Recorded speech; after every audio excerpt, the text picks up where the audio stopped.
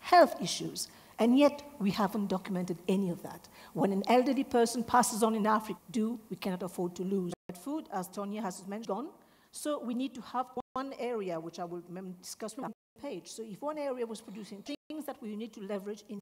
Agreed as we wouldn't go to a second round of questions. Try and keep a little bit short to give the floor an opportunity. So is there anybody who would like to respond? Please, Shivani. And then Mamadou. Okay.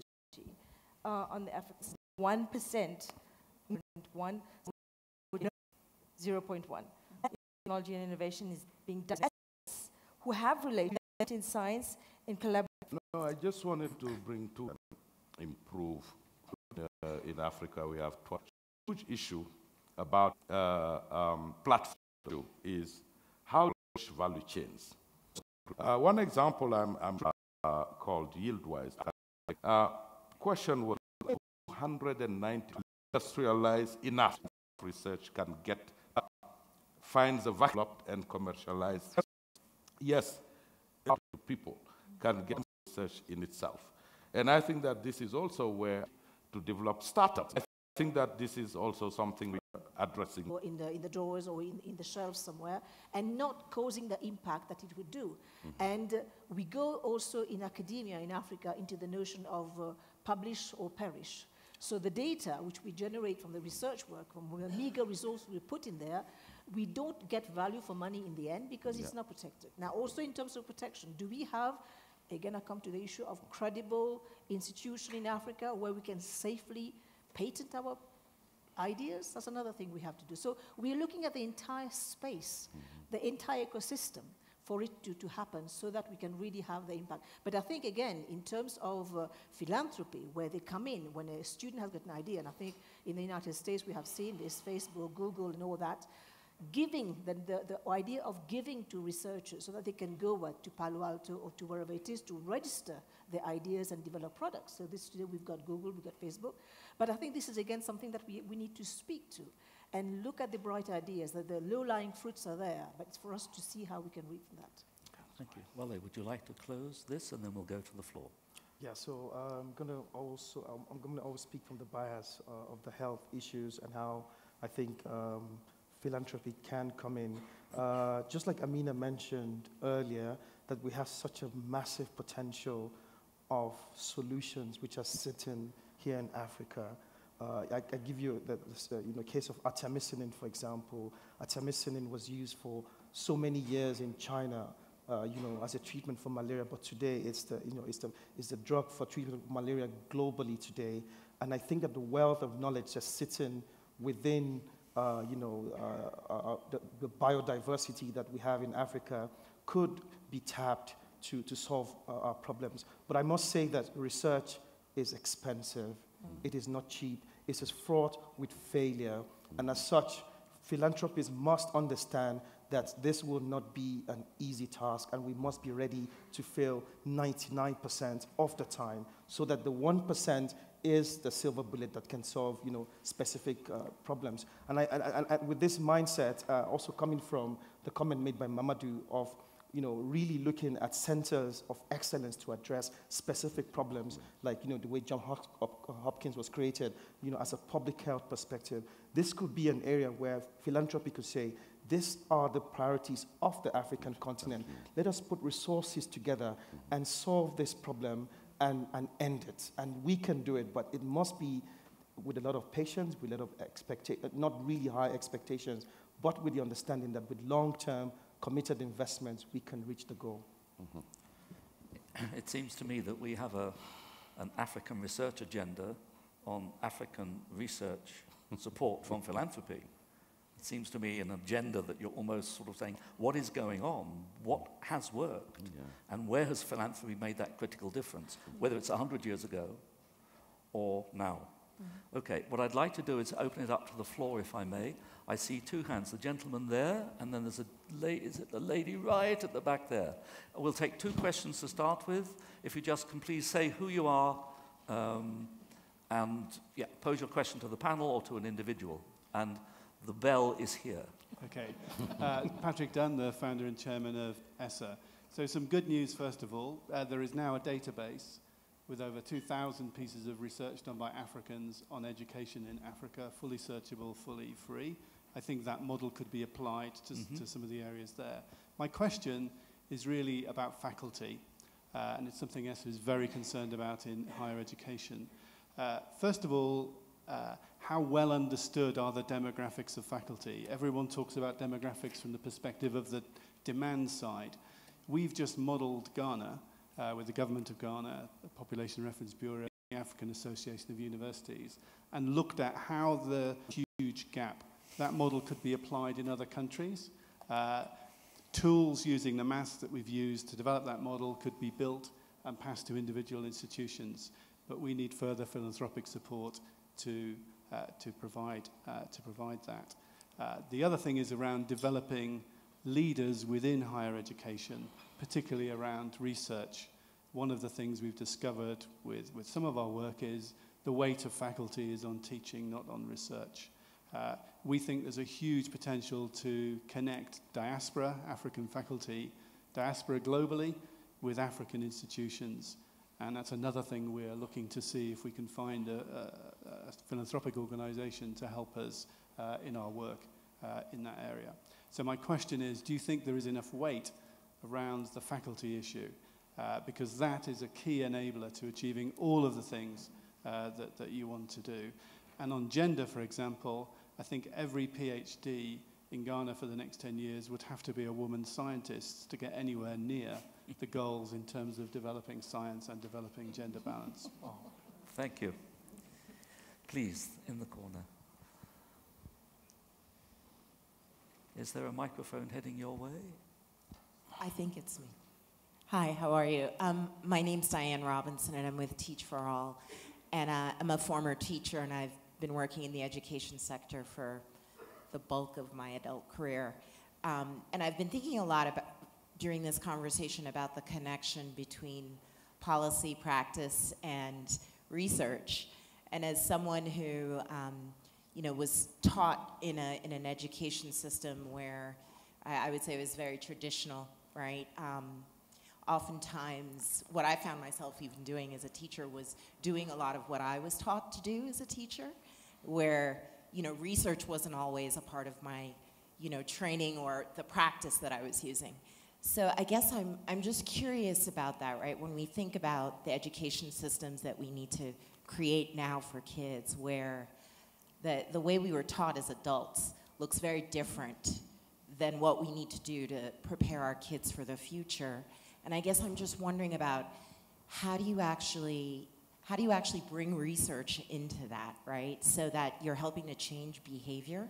I guess I'm trying to think, the question is really about practice. Like, how do you actually help change practice? Because what happens, I can tell you, in schools and classrooms, is that the research sits on the shelf, right? And I guess that's just something I'm sitting here wondering, and I'm wondering what your advice is for those people that care about education and want to actually bring the research that shows what works, right, to prepare our kids in this century for, thriving and being competitive.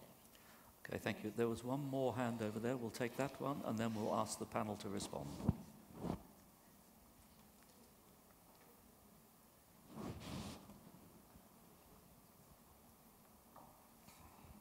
Hi, my name is English Saul, and I wear two hats. One as a philanthropist, and the other, I work in the space of applied analytics. And my question really is around the data and the collection of data and the use of data. There's a great quote by the statistician named George Box. All statistical models are wrong. Some are useful. And I'm curious, in my anecdotal just sort of journey, what I've seen is so much of the way that we fund data and data collection is through disease silos. And it really is inhibiting data interoperability on the back end to get a good sense, a good whole picture of what the space is or what the community is or what is really going on with a specific patient. And I'm wondering if you have any advice on how we might be able to change the way we interject funds into data collection so that we can really promote data for action and promote data interoperability. Okay, thanks. There's a lady there, and there's a lady. Can we do one? We'll do this. We'll do questions. We'll do three, and then I'll look this way, Yes. because I haven't been looking this way. So Yes, it my might be apologies. difficult. I've swung left from a right position.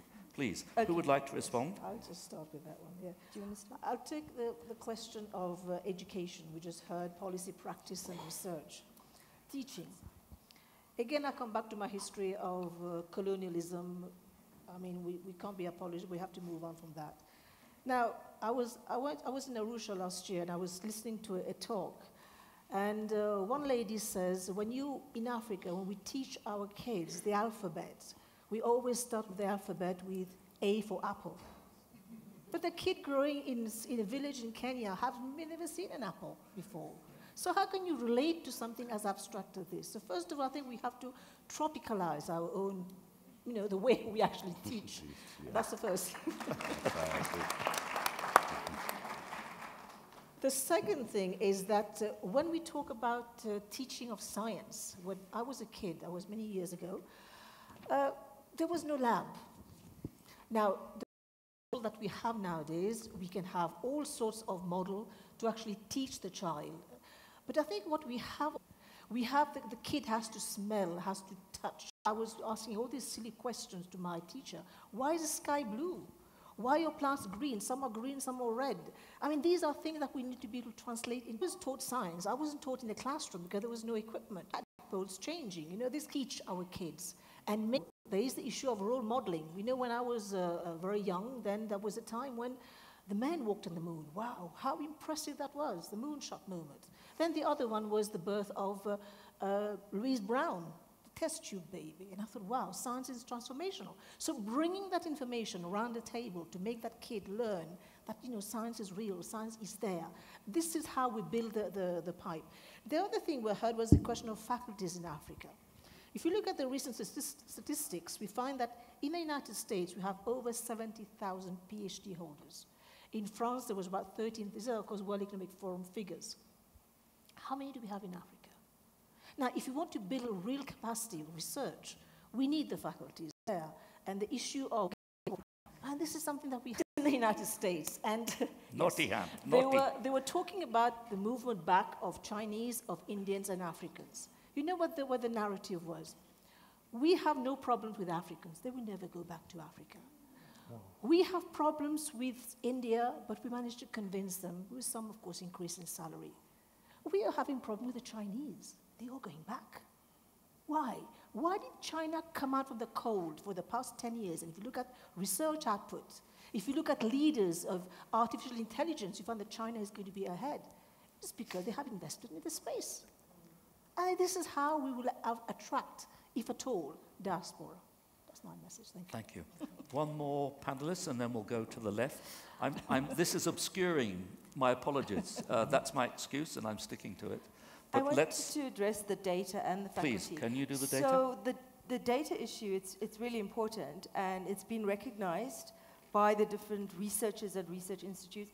And an African open data platform has been initiated through the academies, and it's looking at exactly those challenges of how you work across these silos and also across disciplines, interdisciplinary, because data is an issue in astronomy, it's in health, it's in biodiversity. In fact, last week I was just with the global biodiversity informatics community. How do you address capturing all of the biodiversity informatics information, the genetics? We need repositories, not sitting in Europe and in North America. We need repositories, data repositories here, but besides the repositories, we need the capacity to analyze that information for the benefit of society in Africa and the world, based on the biodiversity he mentioned. In terms of drug discovery, there's a huge wealth of information sitting in our biodiversity, but also in our human genes. Regarding faculty, the African Academy of Science has a platform called AISA, which is Alliance for Accelerating Excellence in Science in Africa, which supports at the moment 11 centers of excellence and research leaders across Africa in 11 different countries.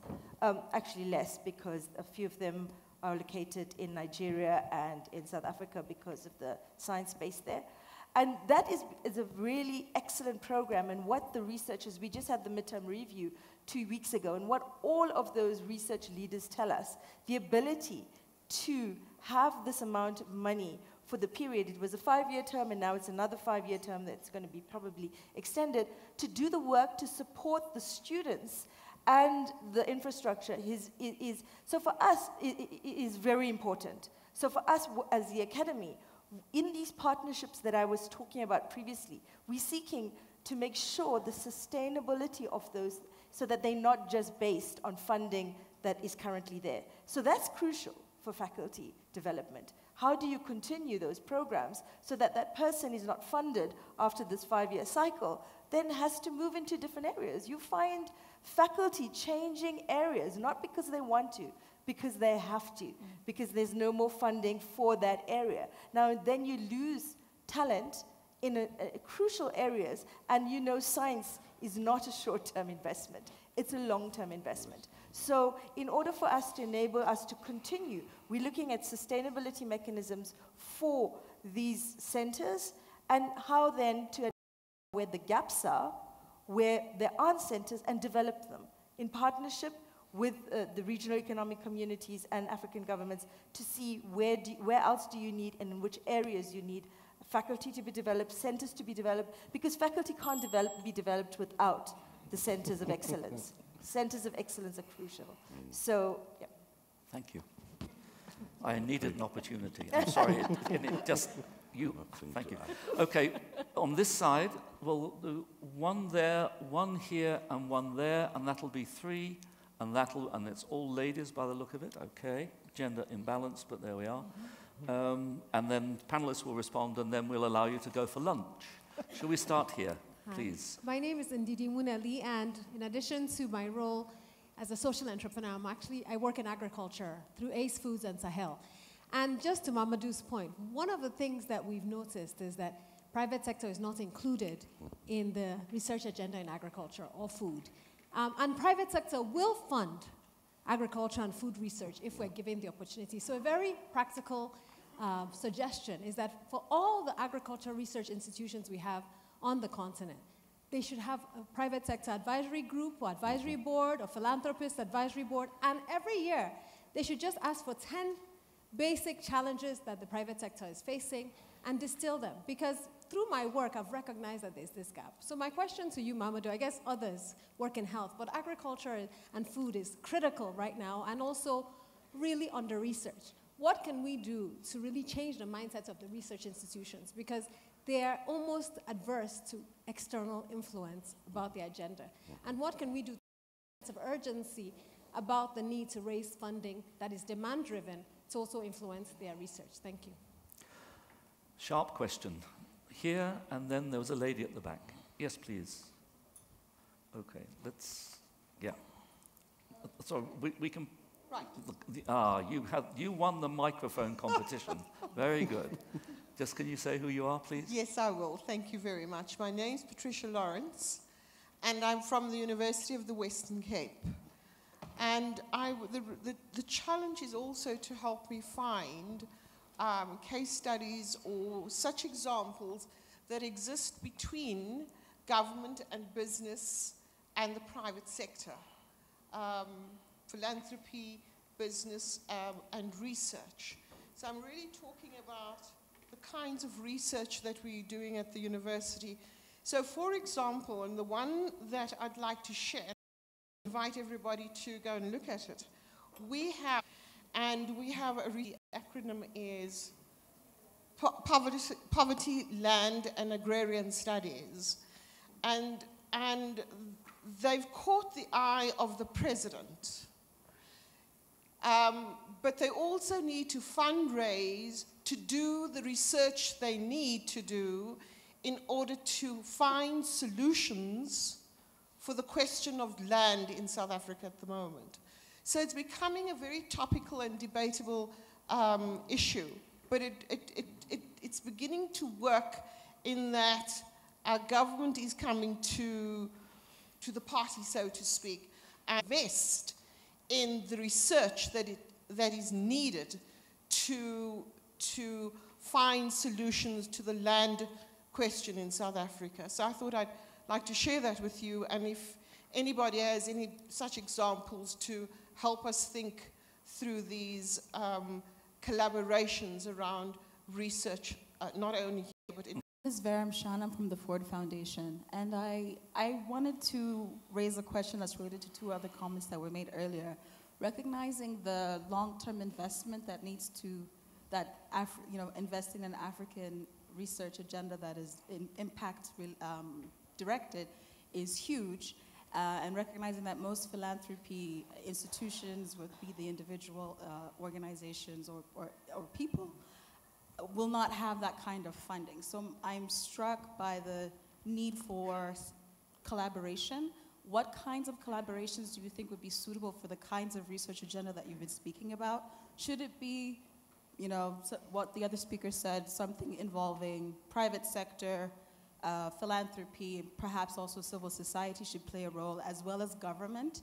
And the other thing I also had a question about is, well, what I wanted to call attention to is that there's a lot of research that happens on the continent, but I'm not sure how much of that research is owned by African institutions. And therefore, going to the impact question, could a role for philanthropy be to push for IP, for open use? If the research is going to take place in Africa, that research must be owned or co-owned by an African institution or by African governments, so that there is a collective benefit across the continent. I'm curious if that could be a concrete ask of philanthropy in the context of Agenda 2030, Agenda 2063, et cetera.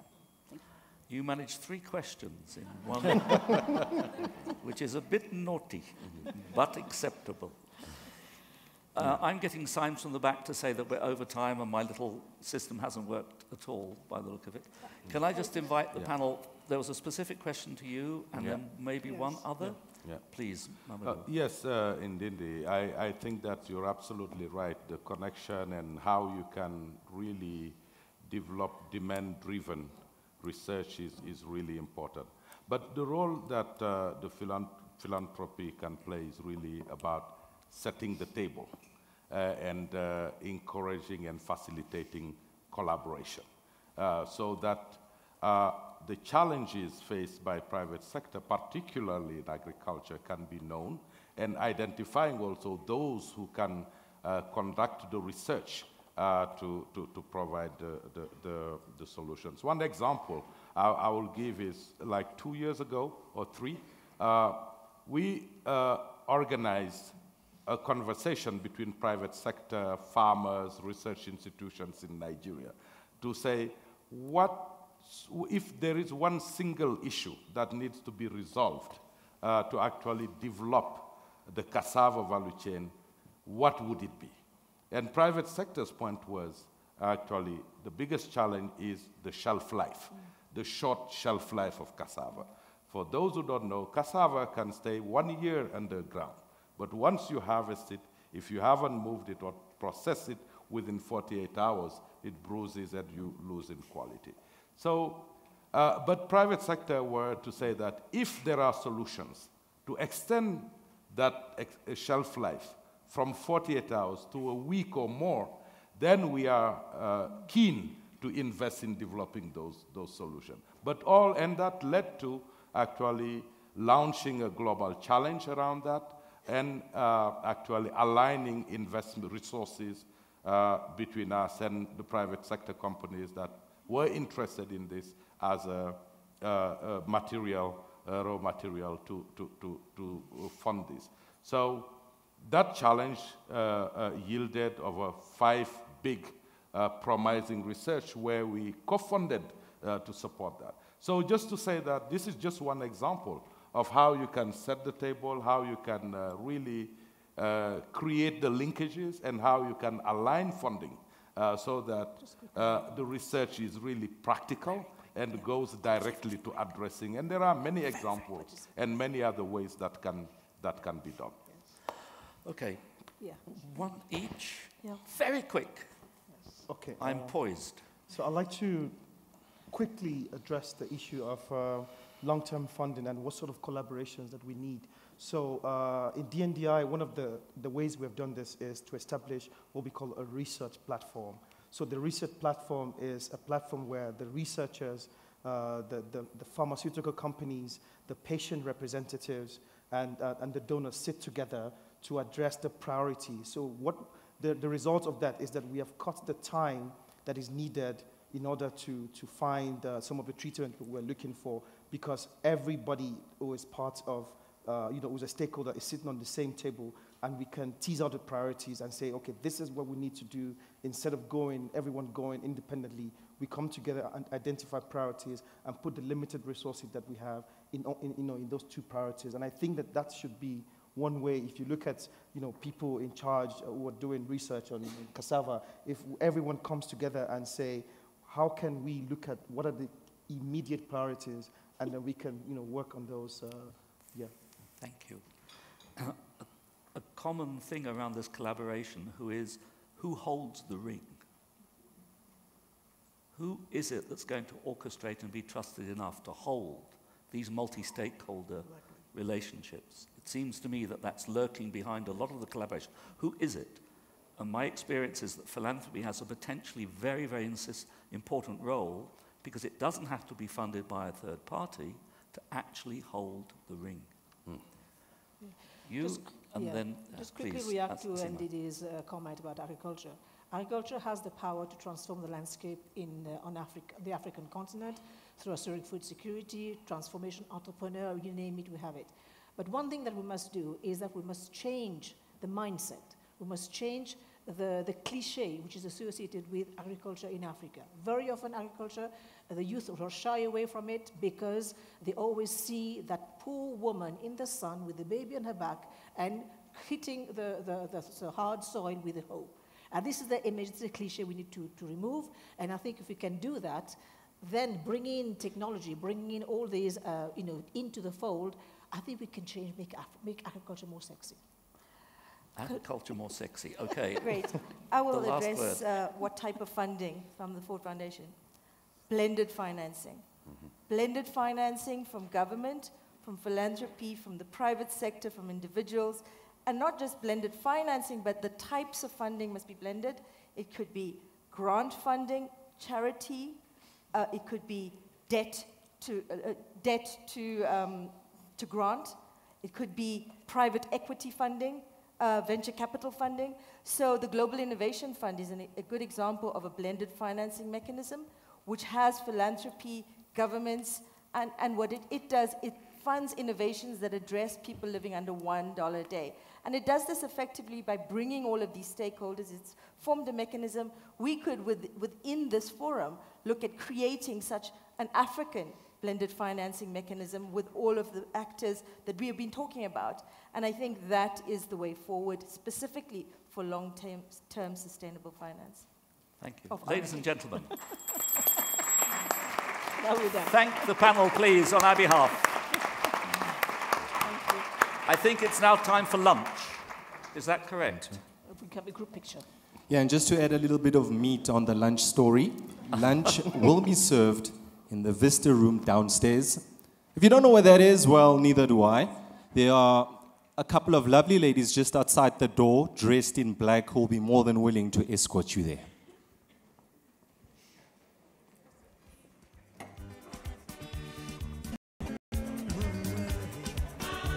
Was that okay?